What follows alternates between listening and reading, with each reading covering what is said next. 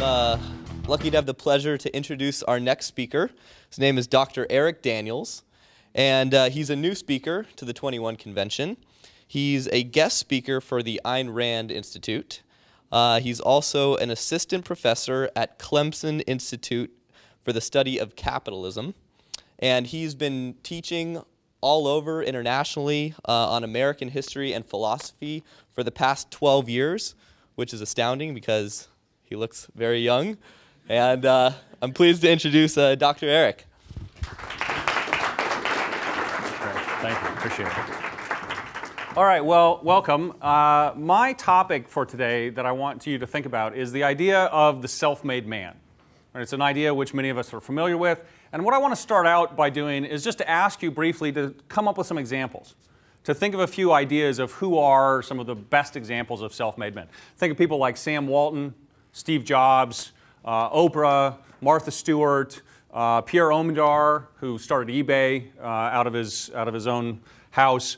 People like Mark Cuban, Michael Jordan. We can think of these examples all across different realms of business, different industries, a sports figure, an entertainment figure. There are a lot of people that we call self-made men.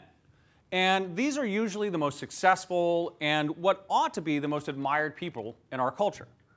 And indeed, if you go back into American history and you look at some of the people in American history, you look at the Andrew Carnegies, the John Rockefellers, you look at some of the names that you probably don't even know, the Charles Ketterings, right, who was founder of AC Delco, or Thomson, one of the minds behind General Electric, Thomas Edison, Eli Whitney. America, in a sense, compared to other countries, compared to other cultures, is literally, in a sense, littered with stories of rags to riches, self-made men, people who picked themselves up and grew to prominence, fame, success. Now, there's a problem, though. These people are not venerated. They're not held up as the kinds of heroes that they actually are because of certain problems in our culture. One of the things that you notice when you look at the Bill Gates or the Steve Jobs, what do people actually think about these individuals? Not, wow, think about how terrific it is that this individual basically went from almost nothing or from very modest circumstances, came up with a brilliant idea, came up with a brilliant new invention or new way of doing things or new way of organizing, and made a success out of it. Actually succeeded in this world despite obstacles, despite things in their way, and achieved something great. What do people actually look at? They try to drag them down. They try to say, oh, Bill Gates is only great when he gives away billions of dollars, not when he makes billions of dollars, right? Steve Jobs, oh, he was a jerk, right? Yeah, despite the fact that everybody has an iPhone or an iPad, despite the fact that the whole telecommunications industry has been fundamentally transformed by the people that Jobs hired and the people that he worked with and the ideas that he came up with. But everybody wants to focus on the negative. Everybody wants to focus, I mean, look, when Jobs died, one of the most important things that the media reported that they obsessed about was the fact that he hadn't given away as much money as Bill Gates. Rather than focus on his achievements, rather than focus on all of the great things that he did, the ways that he transformed everyone's lives through his achievements, they wanted to focus on some of the negatives. Now, the idea of self-making, the idea of the self-made man, is a relatively new concept in the history of thought. The idea of social mobility as such is relatively new. It's really only been around for about the last 200 years.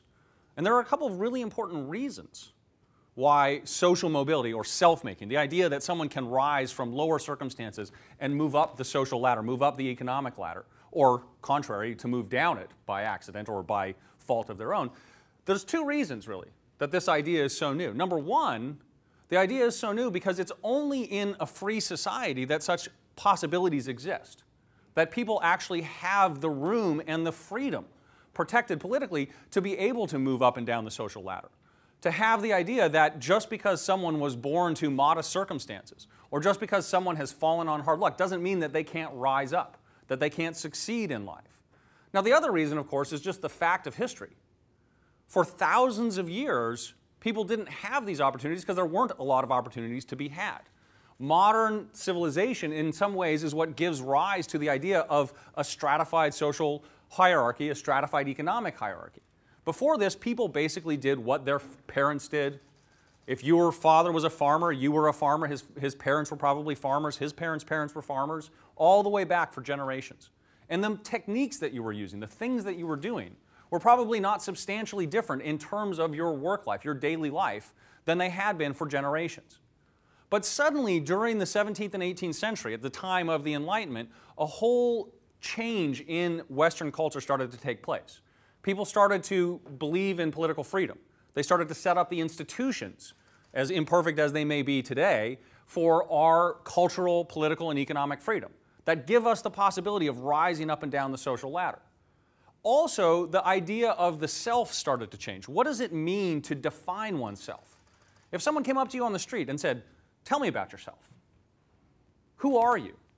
Well, you might say your name and what you do for a living, what your interests are. Right? I mean, imagine filling out an online dating profile or something. You say, go to a matchmaker. They say, well, what are you? Who are you?